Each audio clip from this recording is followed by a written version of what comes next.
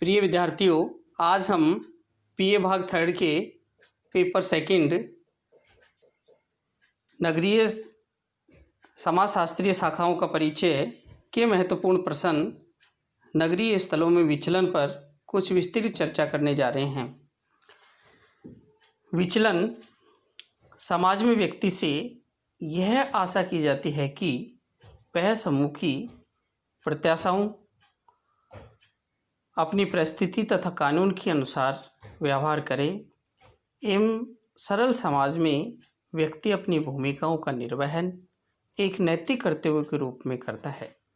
लेकिन जैसे जैसे कोई समाज व्यक्ति के निजी स्वार्थों और उसे ऐसा करने की प्रेरणा देने लगते हैं जो समाज द्वारा मान्य नहीं होती है अथवा जिनके लिए अपनाए जाने वाले साधनों की अनुमति समाज नहीं देता है, यानी जब किसी व्यक्ति या समूह द्वारा समाज के नियमों, कानूनों अथवा सामाजिक प्रतिमानों का जानबूझकर उल्लंघन करके अपने हितों को पूरा करने का प्रयास किया जाता है, तो उसे ही विचलन, विरसन या विपथगमन कहा जा सकता है। अर्थात हम यह कह सकते हैं कि प्रत्येक समाज के अंतर्गत संस्थागत साधन होते हैं और उन संस्थागत साधनों के माध्यम से व्यक्ति अपने पद स्थान एवं स्थिति को धारण करता है तथा पद स्थान एवं स्थिति के अनुरूप कार्य करने की स्थिति सामान्यतः सही ढंग से संचालित की जा सकती है। परंतु कई बार व्यक्ति अपनी निजी स्वार्थ के कारण सामान्यतः संस्थागत नियमों को छोड़कर व्यक्तिगत हितों को विशेष महत्व प्रदान कर देता है और व्यक्तिगत हितों को विशेष महत्व प्रदान करने के कारण व्यक्ति विचलन की स्थिति के अंतर्गत आ जाता है। विचलन का अर्थ एवं परिभाषा। विचलन को विभिन्न विद्वानों ने अलग अलग ढंग से परिभाषित करने का प्रयास किया है। जॉनसन कहते हैं कि विचलन एक ऐसा व्यवहार है जिसमें नियमों का जानबूझकर उल्लंघन किया जाता है।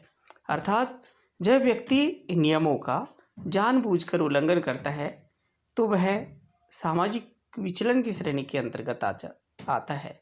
सामाजिक मानदंडों का व्यक्ति को ज्ञान होना और उन मानदंडों का जानबूझकर उल्लंघन करना ही सामान्यतः विचलन की श्रेणी के अंतर्गत आता है। अर्थात जॉनसन यह कहने का प्रयास करते हैं कि विचलन व्यक्ति की वह स्थिति है जिसमें सामाजिक नियमों का जानबूझकर उल्लंघन किया जाता है, उसे ही विचलन की श्रेणी के अंतर्गत माना जाता है। उसी प्रकार रॉबर्ट बेल भी समाज के औसत व्यवहार से बहुत अधिक भिन्नता प्रकट करना ही विचलन कहलाता है। जहाँ तक औसत व्यवहार तक विचलन की श्रेणी के अंतर्गत नहीं माना जा सकता, परंतु औसत व्यवहार से बहुत अधिक भिन्नता प्रकट करना ही विचलन की श्रेणी के अंतर्गत आता है। प्रमुख समाजशास्त्री आर.के. मर्टन ने विचलन को समझाने का प्रयास किया है। उन्होंने कहा है कि कुछ व्यक्ति जब समाज द्वारा स्वीकृत साधनों के द्वारा सामाजिक लक्ष्य को प्राप्त नहीं कर पाते हैं तो वे समाज द्वारा मान्यता प्राप्त नियमों का उल्लंघन करके भी उन लक्ष्यों को प्राप्त करने लगते हैं।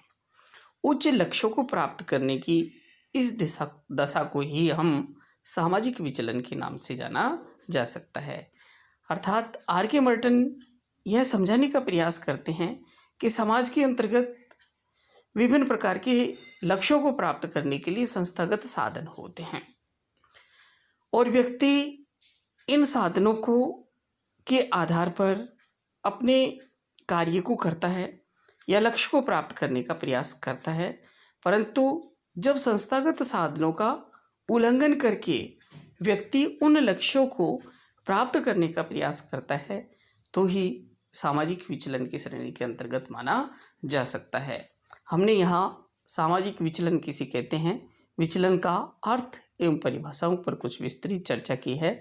इसी कड़ी को आगे बढ़ाते हुए विचलन की प्रमुख विशेषताओं पर कुछ विस्तृत चर्चा करें। यहाँ हम विचलन की प्रमुख विशेषताएं निम्न है। सामाजिक मानदंडों से बहुत अधिक दूर हटना विचलन है। प्रत्येक समाज में सामाजिक मानदंडों की थोड़ी बहुत अवहेलना तो अनदेखी कर दी जाती है, अर्थात यदि सामाजिक मानदंडों की कुछ सीमा तक कुछ थोड़ी बहुत अवहेलना होती है तो वह सामाजिक विचलन की श्रेणी के अंतर्गत नहीं आता है, परंतु यह अवहेलना समाज को जब खतरा उत्पन्न करती है तो उसे विचलन की श्रेणी के अंतर्गत माना जा सकता है। अर्थात सामाजिक मानदंडों से बहुत अधिक दूर हट जाना ही विचलन की श्रेणी के अंतर्गत माना जा सकता है। दूसरा हम कहें कि विचलन व्यक्तिगत एवं सामाजिक दोनों स्तर पर हो सकता है। अर्थात हम यहाँ विचलन की विशेषताओं के अंतर्गत व्यक्तिगत स्तर पर सामाजिक विचलन तथा सामाजिक स्तर पर विचलन आदि की स्थिति को समझें तो हम कह सकते हैं कि एक व्यक्ति जब सामाजिक मानदंडों के विपरीत आचरण करे तो वह व्यक्तिगत विचलन की श्रेणी के अंतर्गत आता है। यदि समाज व्यवस्था के अंतर्गत एक व्यक्ति सामाजिक मानदंडों का उल्लंघन करता है तो वह व्यक्तिगत विचलन की श्रेणी के अंतर्गत माना जा सकता है, और यदि यह संपूर्ण समाज या समुदाय द्वारा जानबूझकर उल्लंघन किया जाता है तो यह सामूहिक विचलन की श्रेणी के अंतर्गत माना जा सकता है। विचलन का संबंध एक विशिष्ट समाज व संस्कृति से है। अर्थात हम यहाँ कह सकते हैं कि विचलन का प्रभाव कहीं न कहीं समाज के अंतर्गत तथा विभिन्न प्रकार के सामाजिक संबंधों के अंतर्गत देखा जा सकता है। एक समाज या संस्कृति में जिसे विचलन कहते हैं, दूसरे समाज में भी वह स्थिति विचलन मानी जाए यह कोई आवश्यक नहीं है। अर्थात एक समाज के अंतर्गत कोई कार्य विचलन की श्रेणी के अंतर्गत माना जा सकता है, परंतु आवश्यक नहीं है कि दूसरे समाज के अंतर्गत भी उसी कार्य को विचलन की श्रेणी के अंतर्गत माना जाए।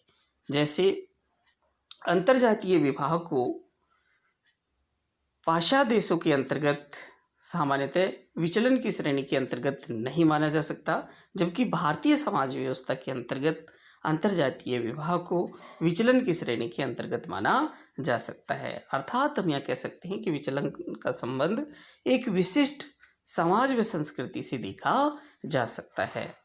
एक समाज के अंतर्गत वह जो कार्य विचलन है आवश्यक नहीं है कि दूसरे समाज के अंतर्गत भी वही विचलन की श्रेणी के अंतर्गत माना जाए। एक और जहाँ विचलन का संबंध एक विशिष्ट समाज या संस्कृति से है, उसके साथ साथ कह सकते हैं कि विचलन समाज में नियंत्रण को जन्म देता है। अर्थात हम ये कह सकते हैं कि विचलन वह स्थिति है जिसके माध्यम से समाज में नियंत्रण की स्थिति भी उत्पन्न की जा सकती है। विचलन के कारण समाज में समस्याएं उत्पन्न होती हैं, समाज व्यवस्था को खतरा उत्पन्न हो जाता है, इसलिए ऐसे समाज में नियंत्रण की कुछ व्यवस्थाएं की जाती है। अर्थात हम यहाँ कह सकते हैं कि विचलन की स्थिति के